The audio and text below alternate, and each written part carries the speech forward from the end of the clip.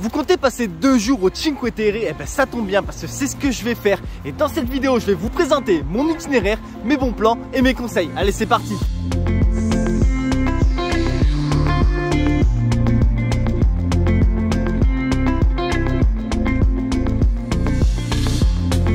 Salut les amis, c'est Monsieur Puss et c'est parti pour une nouvelle aventure. Aujourd'hui je suis au Cinque Terre en Italie. Premier arrêt du train, Rio Maggiore.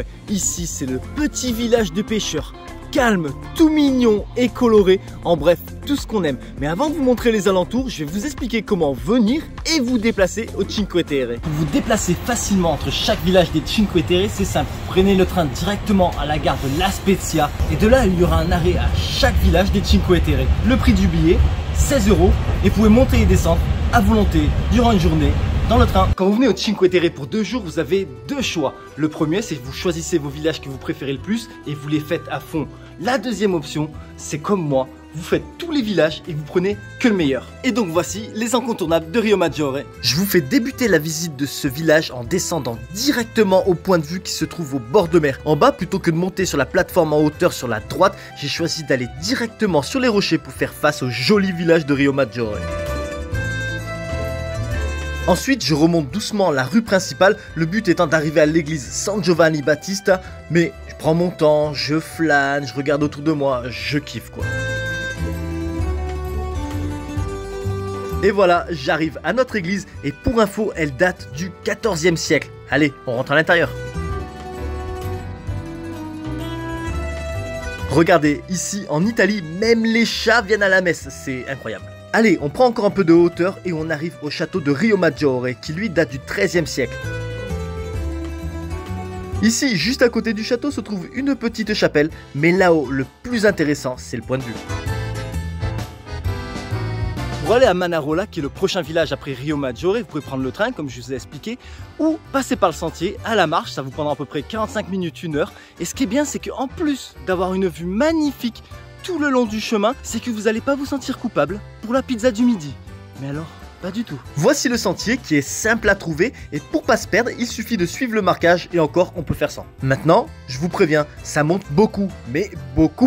Il y a énormément de marches. Alors oui, c'est physique, mais quel régal, quelle vue. Et c'est certain, si après vous vous cassez le ventre, vous n'allez pas culpabiliser. Ouais, vous allez clairement pas vous sentir coupable. Après 45 minutes de marche, me voici à Manarola, qui est le deuxième village des Cinque Terre en partant de La Spezia. Comme à Rio Maggiore, je commence au point de vue sur le village et encore une fois depuis le niveau de la mer. Mais le meilleur endroit pour avoir une vue magnifique, c'est ici, tout le long de ce chemin. Regardez, je commence à peine à monter et déjà je m'en prends plein les yeux. Ici, le petit village est magnifique, mais même la roche des falaises est complètement dingue. Je veux dire, la nature fait vraiment bien les choses. Bon, je me tape mon petit délire, mais sérieux, regardez la roche, je la trouve trop jolie. Enfin, retournons à nos moutons, et là, c'est Manarola, vu depuis le bout du chemin, et c'est magnifique. Vraiment, il est de toute beauté ce village. À Manarola, si vous cherchez un endroit où manger avec une super vue, on mange bien, bon ça coûte un peu cher mais c'est pas la folie non plus, direction Nessun Dorma. Je préfère vous prévenir, ce resto est super connu, du coup il y a des risques d'attente avant d'avoir une table. Mais perso, je trouve que ça vaut le coup de patienter, regardez, le cadre est parfait. Forcément, du coup ça débute avec un Aperol Spritz, puis après cassage de ventre, car oui, tout ce que vous voyez sur la table, c'est juste pour moi. Petit jambon melon, oh là là là là, ça passe trop bien, et des petites bruschettas, oh mamma mia. Allez, j'ai le ventre plein, mais je continue l'exploration de Manarola.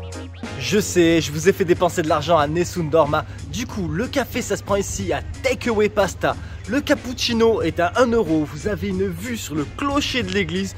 En gros, vous êtes en place, vous êtes refait. Voilà à quoi ça ressemble. Un cappuccino et une bouteille d'eau gazeuse, le tout pour 2 € et je suis calé. Sinon après, on va quand même aller voir cette église en haut, non ?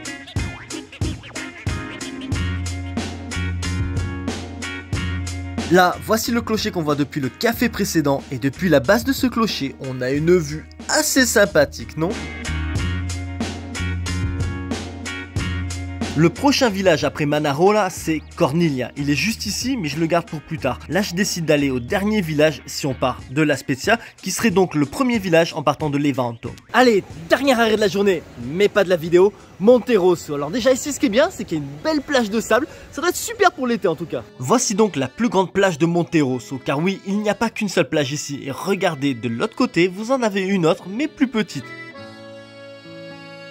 Cette petite plage fait face au village de Monterosso en lui-même, et donc c'est parti pour la visite de ce dernier.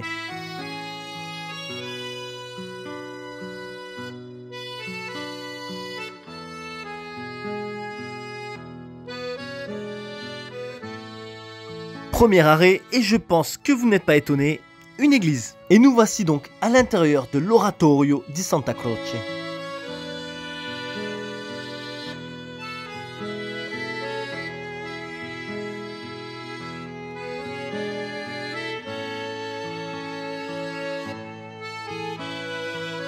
Comme on est en Italie, on passe d'une église à une autre, et bam, nous voici maintenant à l'intérieur de l'Oratorio della Confraternita dei Neri. Et comme jamais 203, voici l'église Saint-Jean-Baptiste.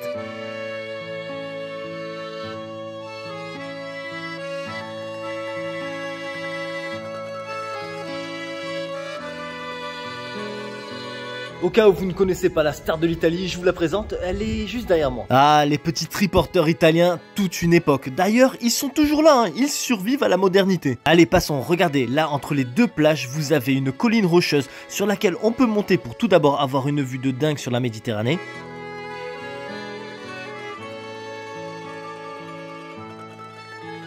Mais aussi pour aller voir une église. Enfin, non, c'est un couvent.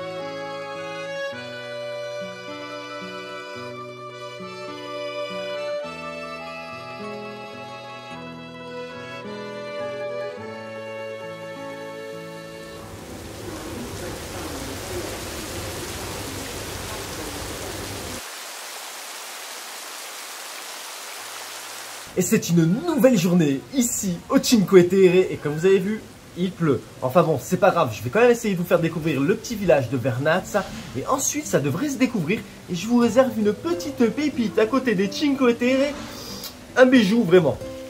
C'est parti, je traverse les ruelles sous la pluie, alors autant vous dire que j'étais bien content de ne pas avoir oublié mon parapluie. Et enfin, comme d'habitude, au Cinque Terre, je descends au niveau de la mer pour avoir une vue sympa sur le village. Bon, je m'y attarde pas trop car ça pleut bien quand même, alors je me dis je vais me mettre au sec en visitant l'église, sauf que non, elle est ouverte mais fermée. Oui. Bon, quitte à avoir déjà les chaussures trempées, je me dis c'est parti, je monte au château de Vernazza, juste ici.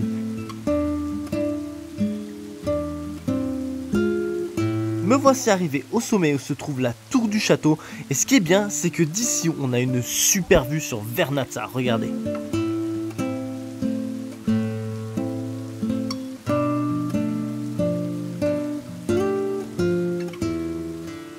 Selon la météo, dans l'après-midi, ça devrait se découvrir, alors je croise les doigts et en attendant, je vous montre l'appartement que j'ai pris pour 2 nuits durant mon séjour au Cinque Terre. Il se trouve à La Spezia, à 400 mètres de la gare des trains. L'appartement est spacieux, confortable, propre et tout équipé. De plus, la propriétaire est un amour, elle n'hésitera pas à vous renseigner et vous aider pour quoi que ce soit. Donc, si vous désirez réserver une ou plusieurs nuits, je vous mets un lien en description et en 3 clics, le tour est joué.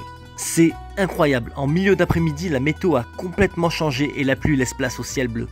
Et dernier arrêt de cette vidéo, un autre bijou, Porto Venere. Bon Porto Venere, il faut savoir que c'est dans la continuation de ces 2 jours, c'est-à-dire je me fais littéralement arracher la rétine, c'est trop beau.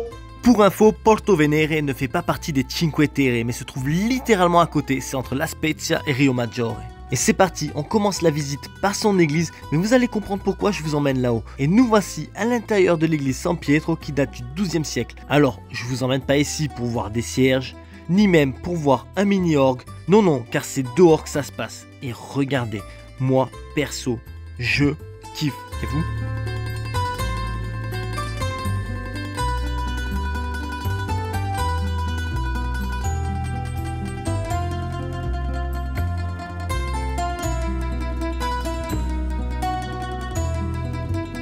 Là, c'est la montée pour aller au cimetière. Et alors non, on va pas aller voir des tombes. Je vais vous montrer un spot pour regarder le coucher de soleil.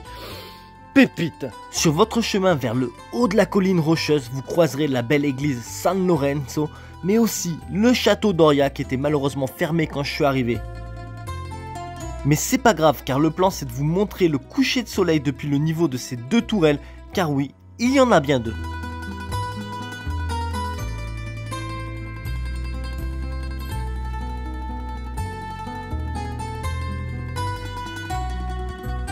Non mais Porto Venere c'est aussi ça. Moi j'en peux plus, je suis amoureux. Je suis un amoureux inconditionnel de l'Italie. Le soleil se couche, la ville s'illumine petit à petit, mais ne perd en rien de sa beauté. Et voilà les amis, c'est la fin de cette vidéo, mais les aventures continuent. Donc si vous désirez ne rien manquer, n'hésitez pas à vous abonner. Je vous dis donc à la prochaine sur ma chaîne, la bisette. Mouah. Je vous remercie d'avoir regardé ma vidéo et maintenant si vous voulez ne rien manquer, n'hésitez pas à vous abonner à ma chaîne. À bientôt.